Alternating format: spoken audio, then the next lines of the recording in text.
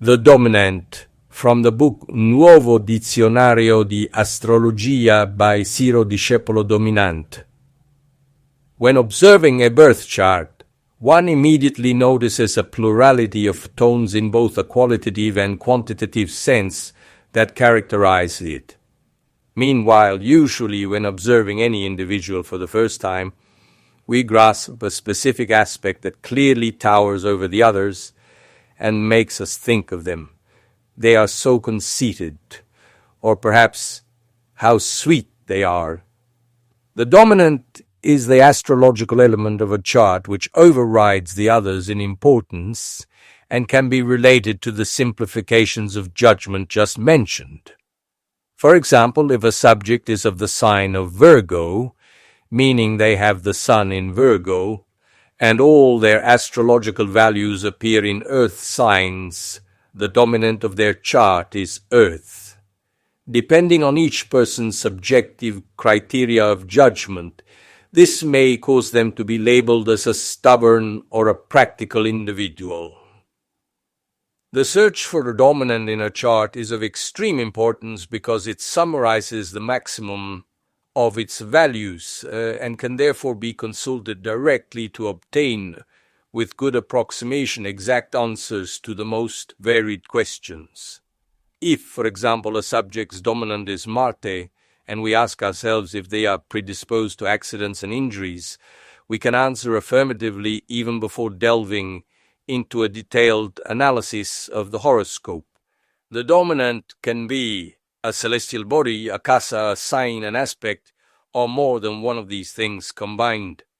The following hold the value of a dominant. A. Celestial bodies near the four angles of the zodiac, AS, MC, descendant, and IC, especially the AS and MC. The closer the body is to these points, the stronger and more dominant it is. B.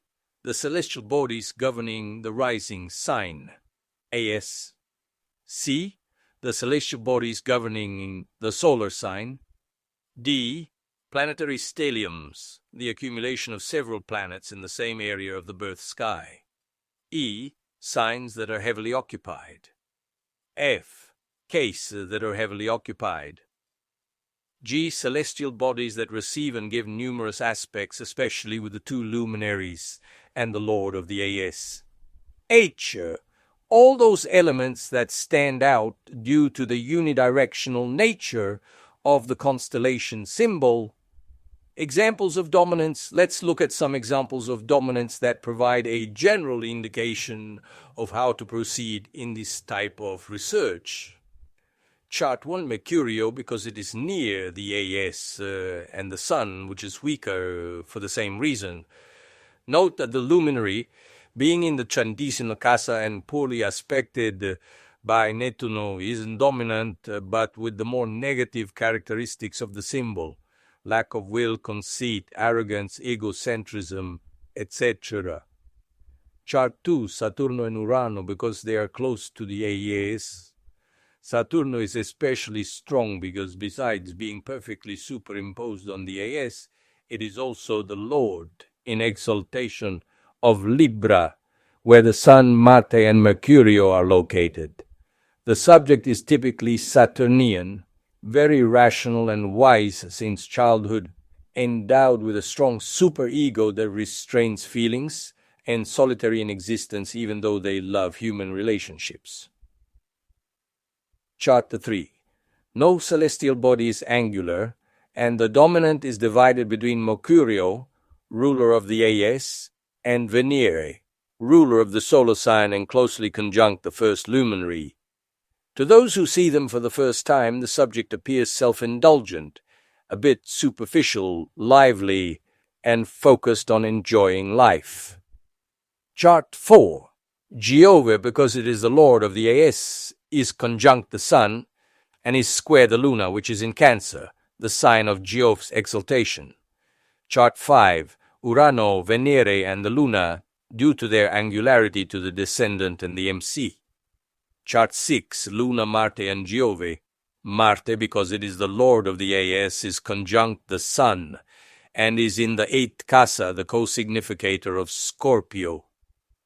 Chart 7, Mercurio is the primary dominant because besides being close to the MC, it is also conjunct the Sun.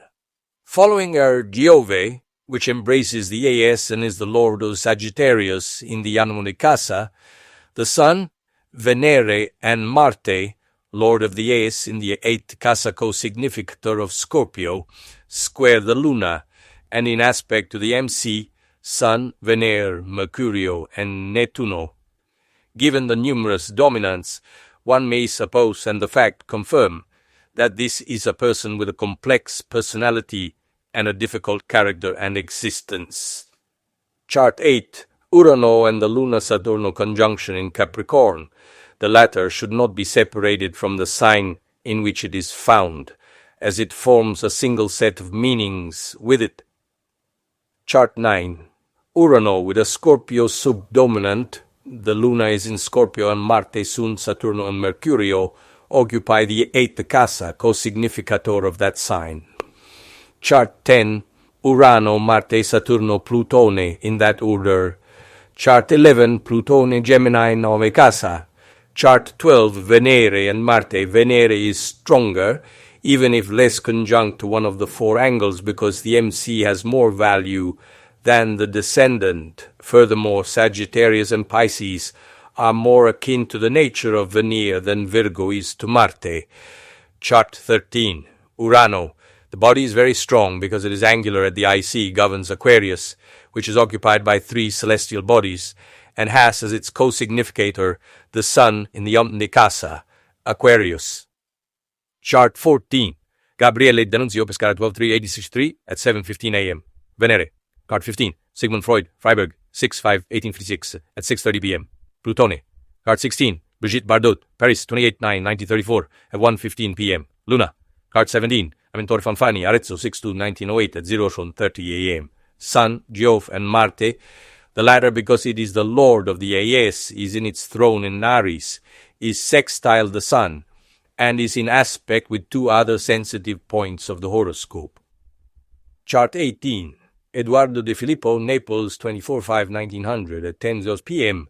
Saturno, Marte, and Venere. Chart 19. Richard Nixon, Yorba Linda, California, 9/1/1913 at 9:30 p.m. Mercurio, because it governs the ES and the MC, and is also in aspect with 4 celestial bodies.